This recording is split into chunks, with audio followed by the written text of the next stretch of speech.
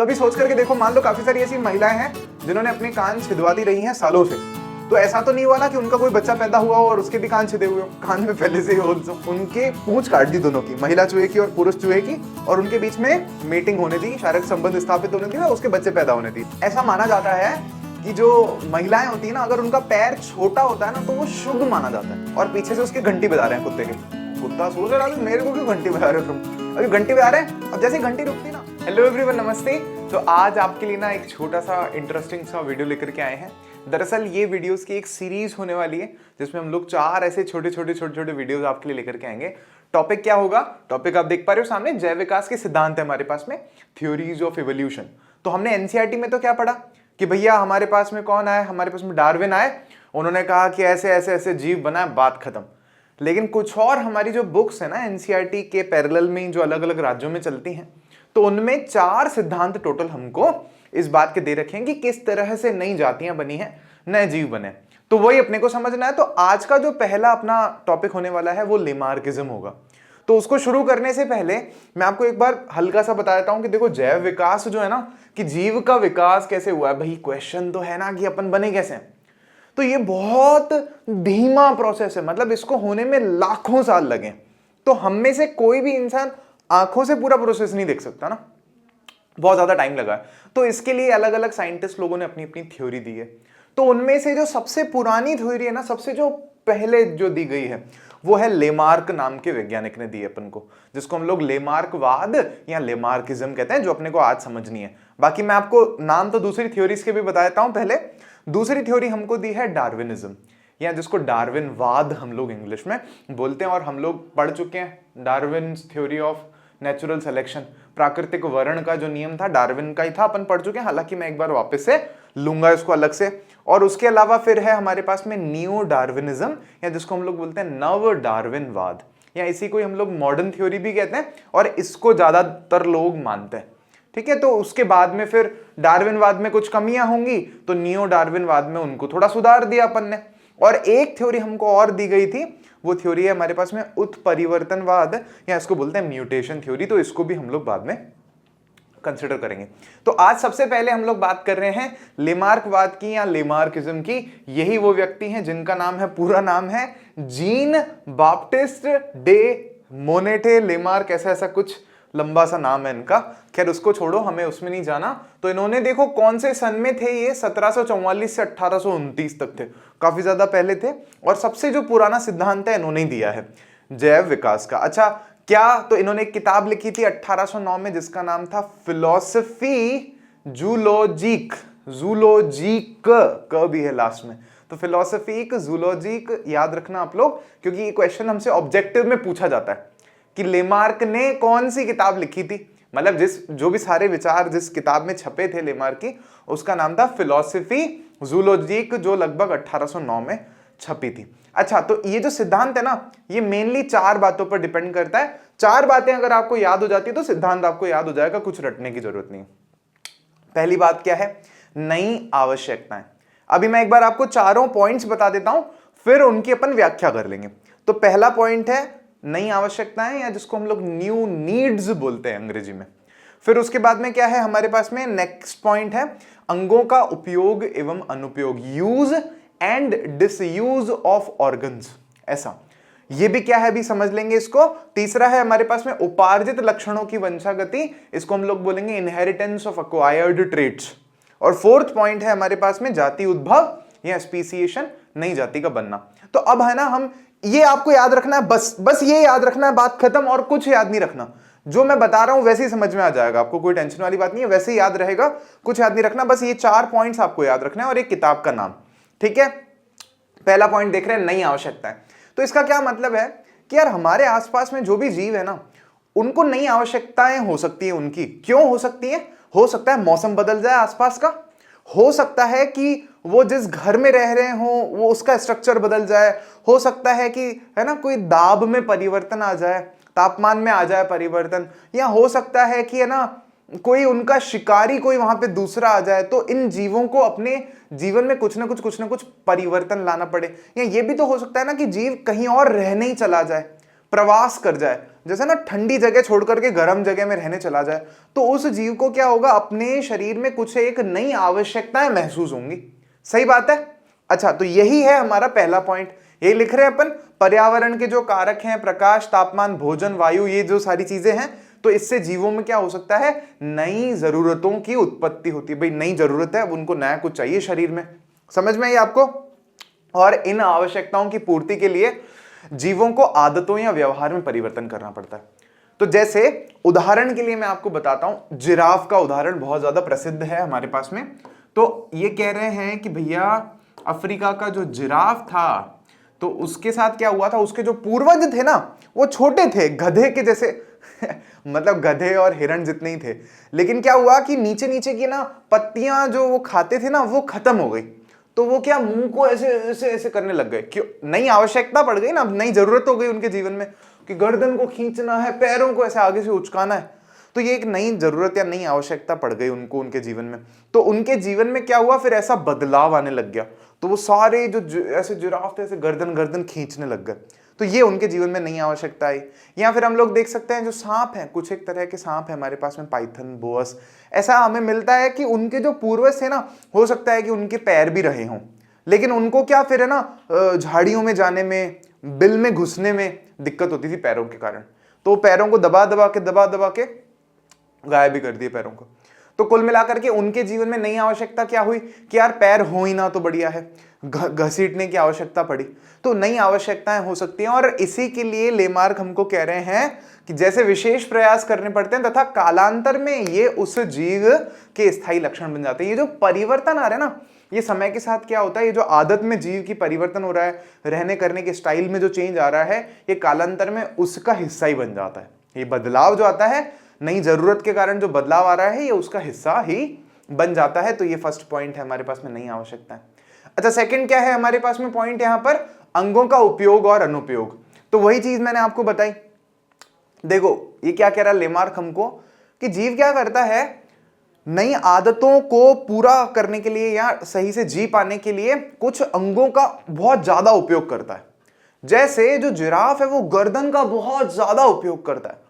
तो क्या होता है कि उसकी गर्दन मजबूत ऐसे लंबी हो जाती है, और उसके जो हाथ हैं वो भी ऐसे लंबे होने लग जाते हैं। और अगर सांप के केस में देख रहे हैं, तो वो सांप क्या कर रहा है, अपने टांगों को काम में नहीं ले रहा है, क्योंकि उसकी नई जरूरत इस तरह की है। तो क्या हुआ कि अंगों का उपयोग एवं अनुपयोग, या तो कोई जीव ज्यादा उपयोग करेगा अंगों का, या फिर अंगों का कम उपयोग करेगा नई आदत या नई जरूरत के हिसाब से। सही बात है। जैसे अगर हम लोग देखें, ऑस्ट्रिच है हमारे पास में, ऑस्ट्रिच नहीं, शुतुरमुर्ग जिसको बोलते हैं, वो भागता है, वो उड़ता नहीं है। पक्षी है, कहने को पक्षी होता है, लेकिन वो उड़ता है, वो सॉरी मतलब भागता है, उड़ता नहीं है। वो देखा होगा आपने, वो कौन सी फिल्म थी, वो एक जग्गा जासूस फिल्म में दिखाया था, तो रणबीर कपूर की थी, तो उसमें ऑस्ट्रिच दिखाया था। तो उस ऑस्ट्रिच के जो पंख हैं वो उड़ने के काम में आते ही नहीं है। तो उसके पंख ना धीरे धीरे धीरे धीरे कह रहे हैं छोटे होते जा रहे हैं। क्यों? क्योंकि अनुपयोग है ना, काम में ही नहीं आ रहे, तो अंगों का आकार छोटा होता जा रहा है। समझ में आई आपको ये वाली बात? और ऐसे ही कुछ है कि ना, हमारे पास में एक्वेटिक बर्ड्स भी हैं, मतलब जो जलीय पक्षी है ना, उनके साथ में क्या हो रहा है कि उनके पंख भी छोटे होते जा रहे हैं, क्योंकि वो उड़ने के लिए तो काम में लेते ही नहीं है, और क्योंकि उनको तैरना होता है, तो वो क्या, उनके पैरों के बीच में ऐसे दो, अगर मान लो पंजे जो है ना उनके पैरों में, तो उनके बीच में ऐसे पंख जैसा ऐसा बन जाता है। तो वो उस अंग का उपयोग ज्यादा कर रहे हैं और पंखों का उपयोग कम कर रहे हैं। तो अंगों का उपयोग एवं अनुपयोग, तो क्या लिख रहे हैं यहाँ पे, नई आदतों में नई जरूरतों को पूरा करने के लिए कुछ अंगों का ज्यादा उपयोग या कुछ अंगों का कम उपयोग होता है। अंगों का निरंतर और अतिरिक्त उपयोग उन्हें कुशल बनाता है। अगर अंगों को आप बहुत ज्यादा यूज में लाते हो तो वो कुशल हो जाता है। जैसे एक पहलवान बहुत कसरत करता है, ऐसा बॉडी बना लेता है एकदम बढ़िया से, तो उसका ज्यादा उपयोग कर रहा है तो वो कुशल हो रहा है, और कोई कम उपयोग कर रहा है तो वो वेस्ट होता जाएगा अंग। ठीक है, निरंतर अनुपयोग से वह गायब हो जाता है, और निरंतर अगर अनुपयोग करते रहेंगे तो पीढ़ी दर पीढ़ी वो अंग जो है गायब हो जाएगा। ऐसा कौन कह रहा है?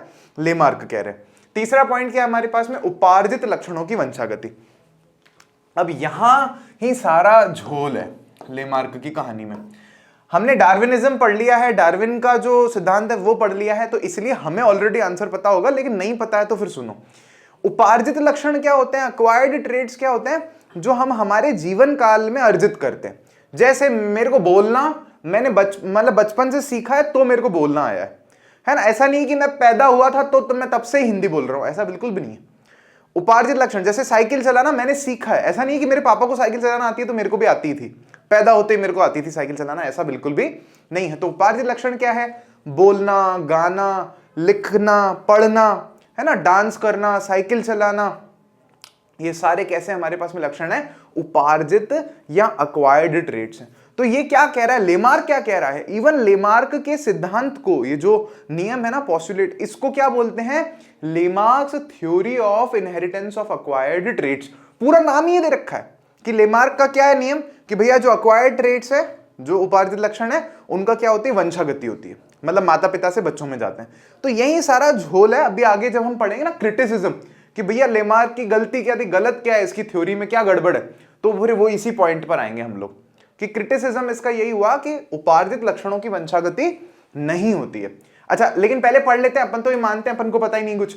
तो हाँ, लेमार्क भैया क्या कह रहे हो? तो लेमार्क भैया कह रहे हैं वातावरण के प्रभाव से अंगों के उपयोग व अनुपयोग से जीवधारियों के शरीर में विभिन्न लक्षण विकसित हो जाते हैं। या तो वो अंगों को ज्यादा उपयोग करता है कोई जीव, या फिर वो कम उपयोग करता है। क्यों? क्योंकि वातावरण अगर चेंज हुआ है तो उसकी जरूरतें नहीं हुई हैं, तो उसके हिसाब से या तो अंगों को ज्यादा उपयोग में लेता है या फिर वो अंगों को कम उपयोग में लेता है।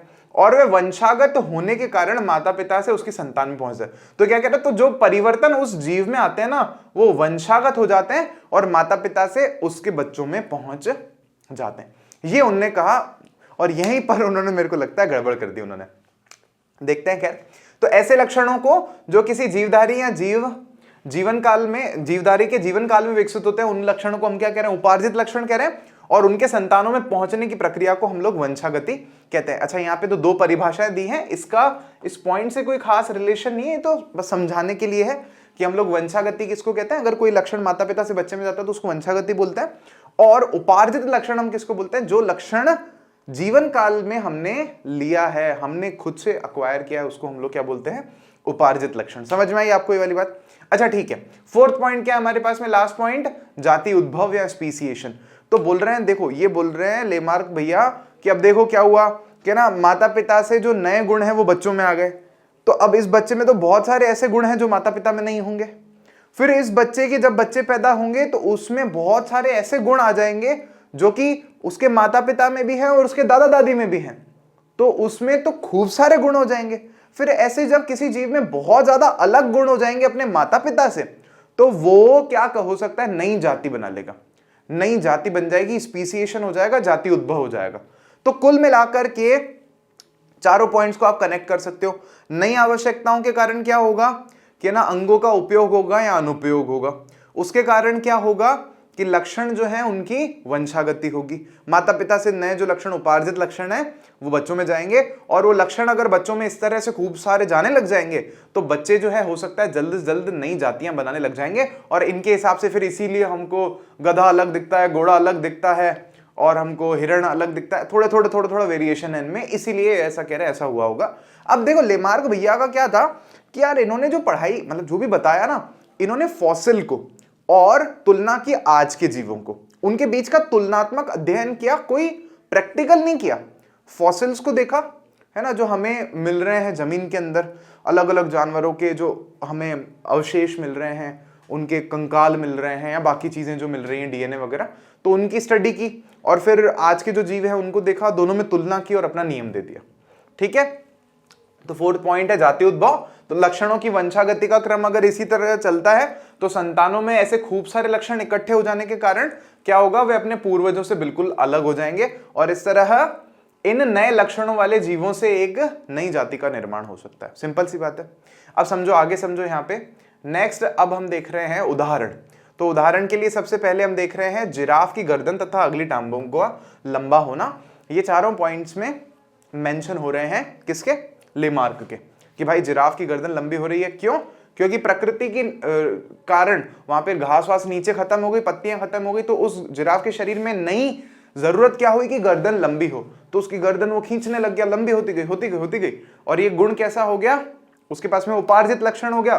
फिर ये लक्षण अपने बच्चों में चला गया और बच्चों में जाने के कारण जिराफों की अलग जाति बन गई होगी, मान लो। और क्या है? आज सांप में टांगों का न होना।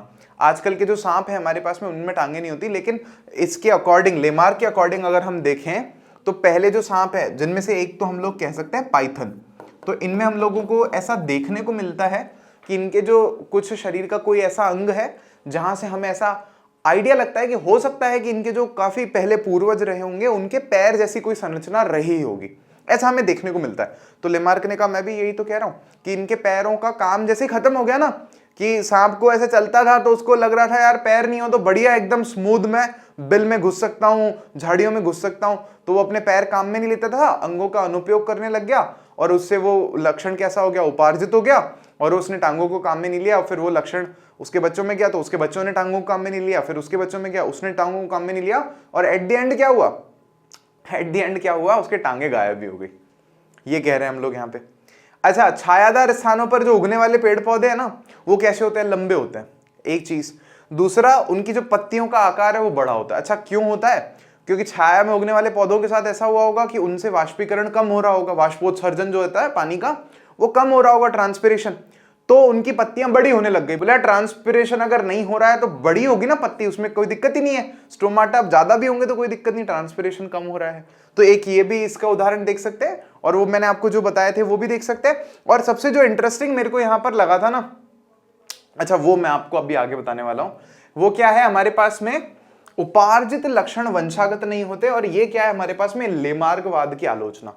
लेमार्कवाद की जो सबसे बड़ी गड़बड़ बोली ना दूसरे वैज्ञानिकों ने, वो यही थी। अगर हम कमी बता रहे हैं लेमार्क के सिद्धांत की, तो हम कह रहे हैं उपार्जित जो लक्षण है जो हमने हमारे जीवन में सीखा है वो हमारे बच्चों में नहीं जाता। बहुत सरल शब्दों में समझोगे, मैंने बोलना सीखा है तो इसका मतलब ये नहीं है कि मेरा अगर बच्चा भविष्य में पैदा होता है तो उसको भी बोलना आता होगा। मैं अगर ऐसे पढ़ा रहा हूं आप लोगों को तो ऐसा भी जरूरी नहीं है कि मेरा जो भविष्य में बच्चा होगा वो भी आकर के आप लोगों को पढ़ाएगा, ऐसा बिल्कुल भी जरूरी नहीं है। तो उदाहरण क्या है इसका हमारे पास में, सबसे पहला उदाहरण है वीजमैन का, या एक वैज्ञानिक हुए थे, इनने कहा यार देखो मैं तुम्हारी बात से सहमत हूं लेकिन मैं एक्सपेरिमेंट करके देखूंगा। तो इन्होंने क्या किया, दो चूहे लाए, एक महिला चूहिया और एक चूहा, और क्या किया, उन चूहों को उनके पूंछ काट दी दोनों की, महिला चूहे की और पुरुष चूहे की, और उनके बीच में मेटिंग होने दी, शारीरिक संबंध स्थापित होने दिए और उसके बच्चे पैदा होने दिए। फिर जो बच्चे पैदा हुए ना, जितने भी बच्चे पैदा हुए उन सबकी पूंछ काट दी, वो बड़े हुए, फिर उनसे आपस में बच्चे पैदा करवाए, फिर जो और बच्चे पैदा हुए उन सबकी फिर पूंछ काट दी, और फिर वो जब बड़े हुए तो उनसे आपस में बच्चे पैदा करवाए। ऐसा उन्होंने 20 से 22 पीढ़ियों तक किया, 20 से 22 पीढ़ियों तक, और समय भी देखोगे ना 1880 से 1892 तक, मतलब लगभग 8-10 साल मेरे को तो लगता है उनका इसी में चला गया होगा। तो उन्होंने ये सब कुछ करके देखा, तो उन्होंने देखा यार फिर भी जो चूहे पैदा हो रहे थे ना 22वीं पीढ़ी के बाद भी, तो भी उनकी पूंछ थी। तो इनने कहा कि अगर लेमार्क का सिद्धांत सही है तो उसके हिसाब से पूंछ अगर कट गई तो वो उपार्जित लक्षण हो गया ना, अब पूंछ की जरूरत ही नहीं है, तो फिर बच्चे की पूंछ पैदा नहीं होनी चाहिए। वो लक्षण अगर माता पिता से बच्चों में जा रहा है तो फिर पूंछ नहीं होनी चाहिए ना, लेकिन 22 पीढ़ी के बाद भी पूंछ आ रही है। तो इनने कहा देखो लेमार्क अंकल आप गलत बोल रहे हो। तो लेमार्क चाचा बोले अभी ठीक है, अभी जो है सो यही है, तुम देख लो, बाकी थ्योरी तुम बना लो फिर, ठीक है। तो ये यहाँ पे विरोध हुआ। फिर उसके अलावा ऐसा और ही उदाहरण हमें सामान्य लाइफ में भी देखने को मिलता है। एक डॉक्टर का बेटा डॉक्टर नहीं होता। सचिन तेंदुलकर के जो बेटे जी हैं, हो सकता है कि सचिन तेंदुलकर जितने अच्छे क्रिकेटर ना हो, संभव है ना। ऐसे बोलते हैं ना कि अगर सोच के देखो कि सचिन तेंदुलकर के पिताजी ने बोला होता उनको कि आपको गाना गाना है, आपको लता मंगेशकर की तरह बनना है, और लता मंगेशकर को बोला होता आप क्रिकेट खेलना है आपको, तो देखो आज देश में ना तो अपने पास इतना अच्छा क्रिकेटर होता, ना ही इतना अच्छा सिंगर होता अपने पास में, ठीक है। उसके अलावा एक पहलवान का बेटा पहलवान नहीं होता। ऐसा जरूरी नहीं है कि पहलवान का बेटा पैदा हो तो एकदम ऐसा बॉडी बाइसेप्स ट्राइसेप्स लेकर के पैदा होगा, ऐसा बिल्कुल भी कोई गारंटी इसकी नहीं है। और क्या है, नाक तथा कान छेदने की प्रथा आपने देखा होगा लोगों में, पहले तो औरतों में होती थी, कान छेद लेते थे, कुछ पहन लेते थे, नाक में कुछ पहन लेते थे, और दुनिया भर के लोग, आजकल तो लड़के लड़कियां सभी करते रहते हैं, जीभ में ही पता नहीं छेद लेते हैं, पता नहीं क्या क्या करते हैं, कहाँ के लोग, है ना, कहाँ पे कुछ ना कुछ छेद छेद करके पहनते रहते हैं, शरीर भर में पहनते रहते हैं, नाटक वाटकों में दिखाते हैं, टीवी में, तो दिमाग खराब हो जाता है। तो अभी सोच करके देखो, मान लो काफी सारी ऐसी महिलाएं हैं जिन्होंने अपने कान छिदवाती रही हैं सालों से, तो ऐसा तो नहीं हुआ ना कि उनका कोई बच्चा पैदा हुआ हो और उसके भी कान छिदे हुए हो, कान में पहले से ही होल्स हो, ऐसा नहीं होता है ना। क्यों नहीं होता? क्योंकि जो उपार्जित लक्षण है वो वंशागत नहीं हो रहे। और यही किसका क्रिटिसिज्म है, किसकी आलोचना है? लेमार्कवाद की आलोचना है। अच्छा, इसमें एक और आप ये भी देख सकते हो कि ना चाइना में ऐसा माना जाता है कि जो महिलाएं होती है ना, अगर उनका पैर छोटा होता है ना तो वो शुभ माना जाता है। तो वो लोग क्या करते हैं, बच्चा अगर पैदा होता है ना, बच्ची अगर पैदा होती है तो कहते हैं उसको लकड़ी का जूता पहनाओ, जिससे कि जो उसका पैर है ना वो ज्यादा बड़ा ना हो, क्योंकि छोटा पैर होना शुभ माना जाता है। अब अगर मान लो चलो इससे पैर छोटा रह गया और ऐसा पीढ़ी दर पीढ़ी हुए ही जा रहा है, लेकिन क्या इसका मतलब ये है कि अगर कोई महिला फिर बच्ची अगर पैदा कर रही है तो उसका पैर अपने जीवन में कभी बड़ा नहीं होगा, वो छोटा ही रहेगा क्योंकि उसकी मम्मी का पैर छोटा था? इसकी भी कोई गारंटी हमारे पास में नहीं है। समझे मेरी बात? अच्छा, इसका एक गजब का और एग्जाम्पल है, मजा आ जाएगा आप लोगों को सुनकर के। यह है पावलोव्स डॉग्स। अच्छा, पावलोव कोई वैज्ञानिक था, मस्त काम किया इसने, सुनना ध्यान से सुनना। इसने ना कुत्ते पाल लिए थे और कुत्तों को ये खाना खिलाता था, एक्सपेरिमेंट्स करता था उनके साथ में। तो इसने क्या कर रखा था, कुत्तों के यहाँ पे गले में ऐसे ऑपरेशन करके उसकी जो लार निकलती है ना, जैसे जो थूक आती है कुत्ते के मुंह में, जो उसको वो निकलने की जो ग्लैंड थी, जो डक्ट थी, उससे जोड़ करके एक ट्यूब यहाँ लगा ली थी। तो उससे वो जो लार है ना उस ट्यूब में भी आ जाती थी। जब भी वो खाना खाना चाहता था, लार निकलती थी कुत्ता, तो वो लार यहाँ से पहले ही बाहर आ जाती थी, मुंह से गिरे ना गिरे, यहाँ से बाहर आ जाती थी। तो ऐसा टेंशन मत लेना कि उसने बहुत ज्यादा गड़बड़ की थी, लेकिन हाँ उसने ऐसा एक्सपेरिमेंट किया था। तो वो क्या करता था, खाना रख देता था कुत्ते के सामने। तो शुरू में देखते थे कुत्ता जैसे ही उस खाने को जीभ से टच करता है ना तो लार उस ट्यूब में आ जाती थी। ठीक है, फिर धीरे धीरे उसने क्या किया कि ना ऐसे सामने कुछ नहीं है कुत्ते के, एक दीवार जैसा ही है मान लो, और पीछे से उसके घंटी बजा रहे हैं कुत्ते के। कुत्ता सोच रहा है अभी मेरे को क्यों घंटी बजा रहे हो तुम, अभी घंटी बजा रहे हैं। अब जैसे ही घंटी रुकती ना तो उसमें से दीवार में से एक छोटा सा गेट खोल के उसको खाना पकड़ा देते नीचे से। फिर अगले दिन भी ऐसे ही करते, घंटी बजाते, फिर घंटी बंद होती, खाना दे देते उसको, फिर घंटी बजाते, फिर खाना दे देते उसको। तो ऐसा कुछ टाइम तक करने के बाद क्या देखा गया कि ना जैसे ही घंटी बजा रहे थे ना तो कुत्ते की वो लार आ जाती थी बाहर। पहले तो क्या हो रहा था, जब वो जीभ टच करता था खाने से तो लार आती थी, लेकिन अब घंटी सुनते ही कुत्ते को लगता था खाना आने वाला है, तो उसकी लार पहले ही बाहर आ जाती थी। तो उसने सोचा कि मैंने जानवरों को सिखाना कैसे सिखा सकते हैं कुछ, वो सीख लिया, वो तरीका सीख लिया। तो इसको हालांकि वो है ना पहले तो नेचुरल रिफ्लेक्स कहते थे, फिर उसको बाद में कंडीशनड रिफ्लेक्स बोला था, प्रतिवर्ती क्रिया बोला था इसको। हालांकि उन्होंने, छोड़ो इस सब में नहीं पढ़ना अपने को, लेकिन फिर क्या हुआ, फिर उन कुत्तों से जब बच्चे पैदा करवाए ना इस वैज्ञानिक ने, तो घंटी का कोई आइडिया ही नहीं था उनको। वो तो जब खाने को टच करते थे तो ही लार आती थी, मतलब उनको फिर से सिखाना पड़ता था। तो इसका मतलब क्या हुआ, जो उपार्जित लक्षण, जो कुत्ते को उस जीवन में लक्षण मिला कि भाई घंटी बजने का मतलब लार खाना मिलेगा, तो वो उसके बच्चों को नहीं पता था, वो लक्षण उसके बच्चों में नहीं गया। तो ये भी सेम ही बात थी कि उपार्जित लक्षणों का वंशा गति जो है नहीं होती है। अच्छा, फिर एक और पॉइंट है इसके क्रिटिसिज्म में, बस वो लास्ट है। तो ये पॉइंट क्या है कि लेमार्क ने फर्स्ट पॉइंट, मतलब काफी सारी किताबें जो आप पढ़ोगे ना, तो हमने जो 4 पॉइंट्स पढ़े उसमें पहला पॉइंट हमने क्या देखा, नई आवश्यकताएं या न्यू नीड्स देखा था। तो उसमें उस पॉइंट की जगह पे कुछ एक किताबों में ये लिखा हुआ होता है कि लेमार्क की विचारधारा के अनुसार जैव विकास के क्रम में शरीर का आकार बढ़ता है। तो वहां पर आप देखोगे ना ये भी लिखा हुआ होता है, तो वो भी लिख सकते हैं, लेकिन मैंने जो आपको लिखवाया है वो बहुत सटीक लिखवाया है, तो आप ये लिख सकते हो एग्जाम में। तो क्या है, शरीर का आकार बढ़ता है किसी जीव के, लेकिन ऐसा सच नहीं है ना। जैसे आप है ना, यूं देखो आप, श्रूड्स होते हैं, जैसे मतलब वो देखा है ना, वो छोटा सा बंदर जैसा ऐसे दिखाते हैं, फिर उससे थोड़ा यूं दिखाते हैं, फिर थोड़ा यूं, फिर थोड़ा, फिर इंसान दिखा देते हैं। तो आप ये देखो कि यार विकास के प्रक्रम में आकार बढ़ा हुआ है ना, ऐसा मान सकते हैं, लेकिन ये हमेशा सच नहीं है। अच्छा, हमेशा क्यों सच नहीं है, कुछ एक जीवों का आकार घटा भी है, जैसे कि परजीवी जो होते हैं ना, पैरासाइट्स जो होते हैं, उनके केस में अगर देखते हैं तो उनका आकार छोटा भी हुआ है। तो ये भी लेमार्क के सिद्धांत का आलोचना है, लेकिन सबसे बड़ी आलोचना क्या थी वो मैंने आप लोगों को समझा दिया है। आई होप आप लोगों को मजा आ गया है सुन करके, और आप इस वीडियो को जरूर से शेयर करने वाले हो, बहुत ज्यादा लाइक करने वाले हो, और कमेंट्स करके बताने वाले हो कि ये जो सारे एग्जाम्पल्स मैंने आपको बताए थे ना, एक तो जिराफ वाला, फिर मैंने आपको बताया पावलोव्स डॉग्स वाला, फिर मैंने सांप वाला भी बताया आपको, फिर एक और भी बताया, कौन सा आपको मस्त लगा है? कुत्ते वाला सुनने में मजा आया कि नहीं आया, ये तो पक्के से लाइक करके बताना ही बताना आप लोग। और मिलते हैं अपन नेक्स्ट ऐसा ही कुछ और इंटरेस्टिंग कंटेंट लेकर के आप लोगों के लिए। इसको लिख लेना अपने नोट्स में, और एग्जाम में आए तो छोड़ करके मत आना क्वेश्चन। Bye bye.